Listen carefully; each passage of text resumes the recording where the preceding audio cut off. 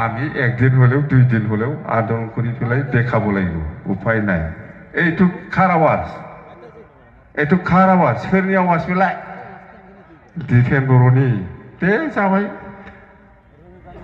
आरो बुंबावनांगौ आरो खबर লাগে ইমান মিছলীয়া কথা কয় বা 5 বছর এফসি অফিসত থাকি পেলাই এফসি অফিসৰ পৰা বিটিসি চলাইছিল মতে এতিয়া আকৌ চলাব বিচাৰিছিল কিন্তু আমাৰ বিটিসি বাকি ৰাইজে ইহঁতক এলাউ কৰা নাই বা সাপোৰ্ট কৰা নাই ইয়াতে মাথা জ্বলি আছে মতে তাৰমানে এফসিয়ে আকৌ এই বিটিসিখন চলাব পাৰিব লাগিছিল পাব লাগিছিল নপোৱা কাৰণে মাথা নষ্ট হৈ আছে আজি ইয়াত গণ্ডগোল কৰিব পৰি এই তাতে গণ্ডগোলটো কন্টিনিউ কৰিব কাৰণে ইহঁতৰ ব্লুপ্ৰিন্ট আছে কৰক আৰু পিছত কবি এই বিপিএফ চৰকাৰৰ দিনত ছাত্ৰ ছাত্ৰীসকলে ভাল ৰিজাল্ট বনাব পৰা নাই সব বেয়া আমাৰ দিনত কিমান ভাল আছিল ৰিজাল্টটো এনেকুৱা ক'ব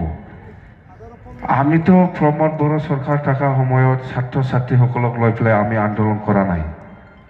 এনেকুৱা স্কুল কলেজ বন্ধ কৰা নাই এইবাৰ আৰম্ভ হৈছে আৰু স্কুল কলেজ বন্ধ কৰি পেলাই আন্দোলনত ওলাই লৈ যোৱা এই ছাত্ৰ ছাত্ৰীসকলৰ ৰিজাল্ট কেনেকৈ হ'ব কেনেকৈ ভাল হ'ব যেতিয়া ৰিজাল্ট ওলাব ক'ব এই হাগ্ৰামা মহিলা ফেইলা এইবাৰ আমাৰ বিটিসি অঞ্চলৰ ৰিজাল্টটো খুব বেয়া সেইটোহে গান গাব এতিয়া হয় না নহয় আপুনি যদি ডেইলি ল'ৰা ছোৱালীসকলক এনেকুৱা আন্দোলনত যদি লৈ যাই থাকে আন্দোলন কৰিব দিয়ে যাহাতা এনে নামত নাটক কৰি থাকে এই ছাত্ৰ ছাত্ৰীসকলে কেনেকৈ বুজি পাব ছাত্ৰ ছাত্ৰীসকলৰ পঢ়া শুনাটো কেনেকৈ ভাল হ'ব কথা এইটো ক'ব লগা বহুত আছে ডিফেন খুব জ্ঞানী পণ্ডিতটো আপুনি দে হ'ব